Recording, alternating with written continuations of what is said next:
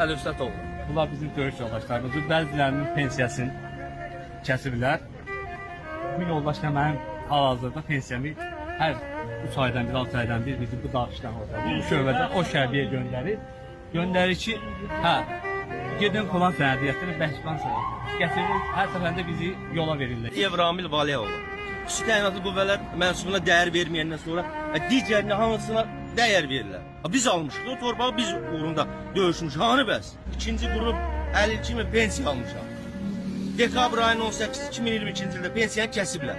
Səbəb nə göstərir? 10 ayda. Səbəb deyir ki, imtina deyir, sizə düşmür. Deyirəm, ayaq parezdə, ayaq işləmir. Güllə yarası almışam. Özünüzü təqdim edin. Mehdi Saqifoğlu. Biz öz tərbiyəmizi, xüsusi təyinatlı tərbiyəmizi nümayiş elətdiririk. Distansiya ilə müraciət eləmişik dəfələrlə. Artıq biz son həddəyik. Biz Cənab Ali Baş Komandana dərdimizi deyirik ki, xüsusi təyinatlının qaziləri kiminsə gedir həyətində süpürgəçilik eləyir.